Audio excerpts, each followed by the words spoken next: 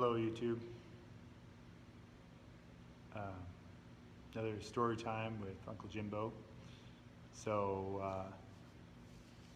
just on break today here, and could use another cup of coffee, but have to do with what we got. Today while I was riding my bicycle in to work, bicicleta, I was thinking about time long ago in a land not too far away, where I had a couple of bicycle adventures, and a friend the other day actually reminded me of this. I probably wouldn't have thought of it today if you hadn't reminded me, but I used to ride my bicycle to work many years ago also, and it was only a couple miles away, so hardly worth driving a car. The particular day that I was thinking of was a day that was like this gorgeous day, beautiful day. I was going in. I worked what most people call a swing shift. We called it nights, but I started work about 4 o'clock. Usually, be there like 3:30 or so, just to get a handle on things before work started. And I was riding my bicycle in. I was going to be early, like normal, and I had a flat tire, and I fixed it because I usually kept stuff to do that with, and then I got another flat tire, and I just crossed over to the other side of the bay on a bridge. So to the right, to the let's just say the western side of the bay, and where my work is, although there's this road that I have to take past where I work and then back around, and basically going around a whole bunch of cow pastures. And I think, well, you know what? The hangar is just right over here, and it's going to take me forever to walk around the cow pastures, and so I decide to hoof it, hop the fence. So I throw my bicycle over, and I walk through the cow pasture partway, and I'd flown over this cow pasture many times to the helicopter. Many times I'd done just countless approaches to the runway and looping around this cow pasture. So, as the air crew, guy in the back. So, between radio calls and whatever, I had plenty of time to look out at the cow pasture. But I never really appreciated the scale and the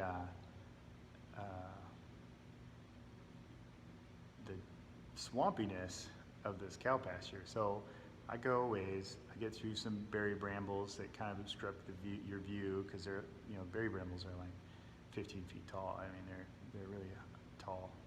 And I cross, like I have to swim across a creek. And I get to the other side, go along, and then I have to cross that same creek again, because the creek is just super big curves through this pasture. And I do this several times, swimming with the bicycle, going across, and anyway, do this for a while, fighting my way through brambles, and then I totally tear up my spandex. And then I get to where I can see the air station. I can see like the supply area, like the back of the air station sort of area, and I'm almost there.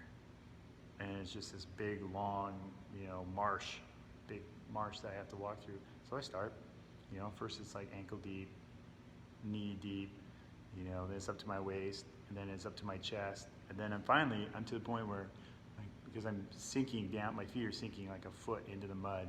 I'm just like at my chinny chin with my bicycle. And then at this point, I've still got I've got like 100 feet, 200 feet, I can't remember, to go. And, I'm thinking, I'm gonna die out here. Like, and I'm gonna get stuck and drown, and no one will know what happened to me. It won't make any sense that I would be there. It's just crazy. So I finally decided, like, that's it. I can't go any further. And the grass is so thick and everything. The grass is really long. You can't even like swim. I can't just like swim. I'm like I have to wade through this stuff, and I decided that's it. I'm going back. So I go back through all the creek spots I swam before. I'm just covered in mud, bloody, torn up, and I get back to the road, and then there's this cat who was working days at that time. He's driving home in his pickup, and he like sees me, he recognizes me, he slows down. I think I've already walked a little ways towards the air station. So this is like super late, like I'm like an hour late. And so he pulls over, he's like, dude, you okay? And I was like, well, can I get a ride? And so I hop my muddy self in the back of the pickup, and he brings me to the air station and drops me off. And, so Anthony gets me there, and then I walk by maintenance control. It's got a front door. I don't go in because I'm filthy. I don't even want to go in the hangar with my clothes on. And I was peeking the door to let my boss know that I'm there. So I tell Joe Boo, my boss, I'm like, hey, sorry I'm late, I'm here. And he looks at me and he goes, what do you mean late? You're on leave.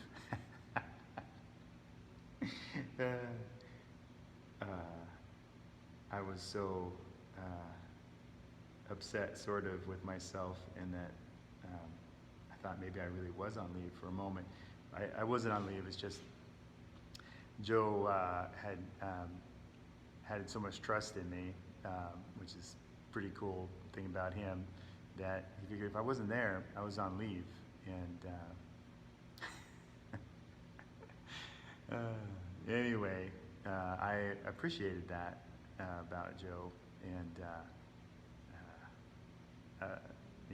outstanding guy, Anthony too. But anyway, so I explained, no, I'm pretty sure I'm not on leave. I just swimming, playing in the marsh. So that's one story about the bicycle. This is a double feature. So then the next deal, right? So I I end up doing my regular work day, but this is like another day, still working the same shift. So I get off work normally about midnight, but once in a while, because the next shift is really small, if there's a lot of stuff to get done, we'll stay and help them out, because operational necessity might dictate that, right? So this particular night, we have to work late, like really late. I don't, not sunrise late, which did happen, we were there till the like 2 full shifts, but we end up getting off work like 2 o'clock or something, and the paperwork is done, and we'll change out of our stuff and get back into our civvies if we're doing that. And I go to ride home, and but there's this cat, different cat than before. There's this hombre, this dude that every once in a while, like especially late nights, take my bicycle apart. Nothing big, just take off the wheels and hide them. I never knew exactly who it was, but I'm pretty sure I know. So, if you're out there, I think I know who you are. But anyway, so I find my parts, I put them together. Everybody else is gone already, right? So this is, you know, it's probably getting close to 3 o'clock in the morning almost. And so I'm riding my bicycle uh, home, and about a week, so I'm right, key to this and the way that I acted later. About a week ago, before this, I had been pulled over by a policeman, and he pulled me over because he said my lights were too dim on my bicycle, and you know, it's like a subjective kind of a deal, right? In Oregon state law at the time, I don't think it does it, and now either. Most states don't have a specific brightness level for bicycle lights, right? Like you just have to have reflectors or a light. Anyway, he tells me my light's too dim. And then, so I don't remember how much time it was, you know, later, this night that we started with. I'm beat, I'm tired, I'm kind of pissed because I had to put my bicycle together and find all the parts. And I get pulled over again, which is, it's weird to be pulled over on a bicycle, right? So it's the same officer, right? So I know this guy's got out for me.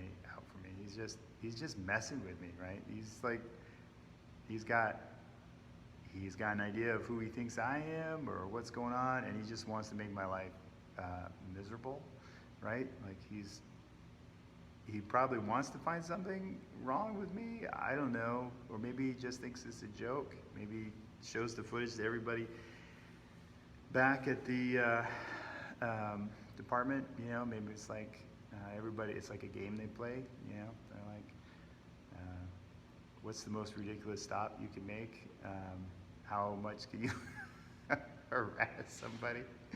So he pulls me over, right? And I'm like, this has got to be good. And he gets out and he tells me, your light is too bright. And I hadn't done anything to my light, right? Like, first time I was like, this guy's ridiculous. Not changing my light. That, you know, anyway, so I haven't changed anything with the light. Light is exactly the same. And like I haven't even moved it or anything. They haven't touched it. Since he stopped me last time, and you know, he tells me that. I nod, like, okay, I'll play your game. Sure, all right. It's too bright now. And then he asks, you know, where I'm going, and you know, I explained just like I did the time before. I'm going home. You know, from work, and this time before he told me he knew that wasn't true, because the Coast Guard doesn't work that late. It was like, I think he was just trying to get me, like he was just trying to get me frustrated, like, the Coast Guard, you guys go home at noon, like, yeah, so nobody in the Coast Guard is working after midnight. Anyway, so I was, you know, all right, told him what I was doing. And he's like, I know for a fact, you know, that you guys don't work that late, you know, so I was like, you know what? You can call my commanding officer, like, straight up. I'm sure the captain would really like to hear about this. You know, like, this is gonna really make him laugh, right? So, you know, especially it comes out, so you pulled this guy over the bicycle and you won't believe him. Anyway, so he asked to see my driver's license this time, which he hadn't before. And I'm like, I've had enough. I'm just like, this is unreasonable. This is, I feel like this is against my constitutional rights, you know, like I feel like this is not cool. So I tell him this is exactly what I told him. I told him, as far as I understand, it does not require a driver's license. This riding a bicycle business, you know. He turned red, like pissed, like he was super angry with me, and you know, I was so ready to. I was like, you know, you grow up being told never argue with a policeman, right? You never, you just comply, and like I'm I'm normally down with that, but this guy just really he's just messing with me, right? And so he gets pissed, and he's like, well, what I meant was you need to show me ID, you know, some form of ID. And I was like, you know what? Okay, I'll show you my ID. And so I give him my military ID, which is a picture ID. It's a valid ID, and he takes it, and he goes to his car, and he sits in his car. It's like 20 minutes later, like super long time. He's in his car. He's like calling, calls me in or whatever. This is before the days of computers and squad cars, right? And like, anyway, he calls it on the radio.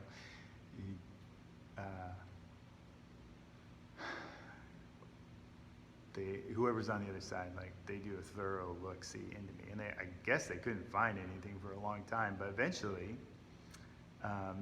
he comes back, and he tells me it's a felony to have more than one driver's license, and of course, I've never had more than one driver's license in my life, and what it turns out is that when I surrendered my Oregon license, years before that, when I become an Alaskan, I'd surrendered my Oregon license, and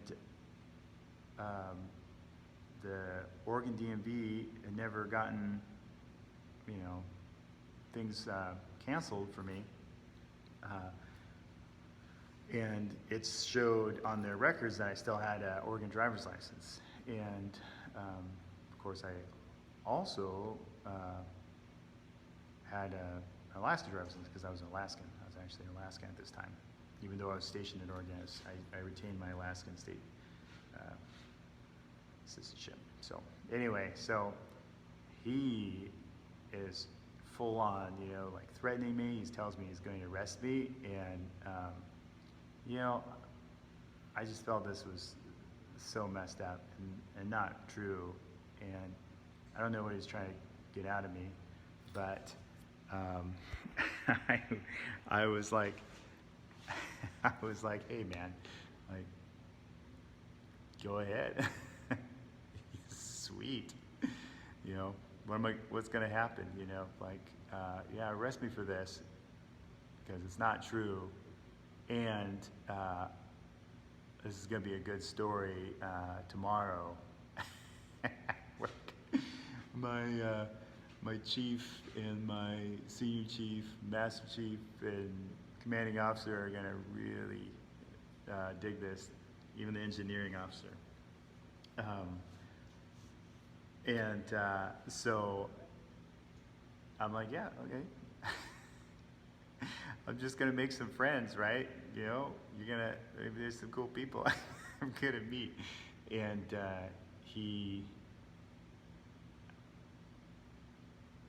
I guess, I don't know, I can't remember exactly what he said to me, but he was so, I think, frustrated that I didn't squirm and, like, you know, plead with him or whatever. I don't know what he was trying to get out of me. He just, like, gave me my military ID back and was like, you know, and of course I didn't mention that every time he'd stop me, he'd also ask me how much I'd had to drink, which, you know, they never believe you. Like, I don't know, I just left work, and I've been pulled over many times before in this town, just leaving work, like in my vehicle, because I was out late,